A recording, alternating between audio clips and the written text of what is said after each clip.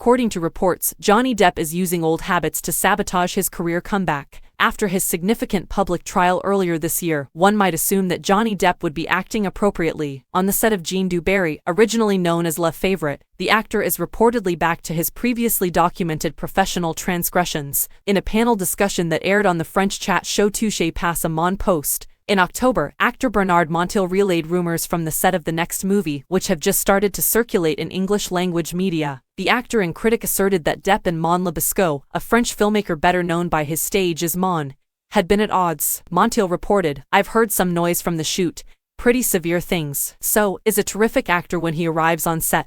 But sometimes the team is prepared and nobody shows up at 6 in the morning. Naturally, the director Mon becomes irate, and the following day, it is she who fails to show up. She's not there, and you have Johnny Depp. This week's deadline has passed, but it went horribly wrong. They are constantly yelling at each other since they don't get along at all." Some people may recall that Depp's continuous tardiness was one of the reported grievances made by the Pirates of the Caribbean, Dead Men Tell No Tales cast and crew, which was filmed in Australia in 2015. 2017 sources close to the production recount tales of excessive drinking, physical clashes with Heard and chronic lateness on set, which often left hundreds of extras waiting for hours at a time. According to a production dispatch from The Hollywood Reporter, "You have to realize the amount of strain Johnny was under in Australia," producer Jerry Bruckheimer told THR, who frequently found himself negotiating with other higher-ups about Depp's tardiness. Helicopters occasionally followed him home. Outside his gates, there would be so many reporters that trucks would be feeding them. There was so much false information spread about him, including that Johnny got into a fight on the set and left for the States, which we both read about while working as trailers. During his defamation trial against Amber Heard this year, Depp's allegedly persistent tardiness was also mentioned.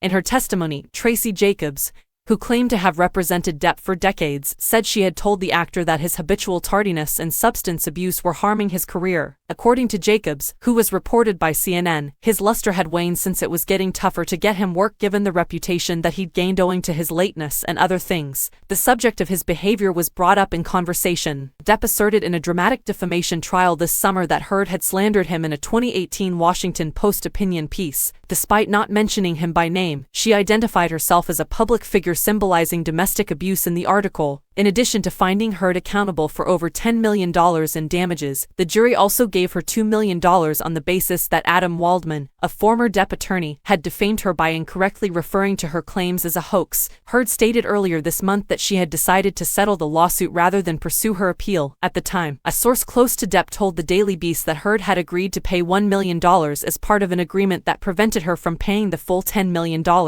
Before the Virginia trial this summer, and after Depp had lost his libel case against the Sun Publisher News Group newspapers in the UK over an article that dubbed him a wife abuser, news of Depp's latest film involvement leaked in January. Depp will play King Louis XV in the upcoming movie, according to Variety, while the movie's name-bearer, actress-director Mon, will play the monarch's last mistress. Variety said that Mon's prior works, such as DNA, Monroy, and Paulus, were all current. As a period piece, Jean du Barry represents a departure for Mon. After it opens in theaters, Netflix will obtain a license for the new movie's digital distribution in France. No release date for North America has been disclosed.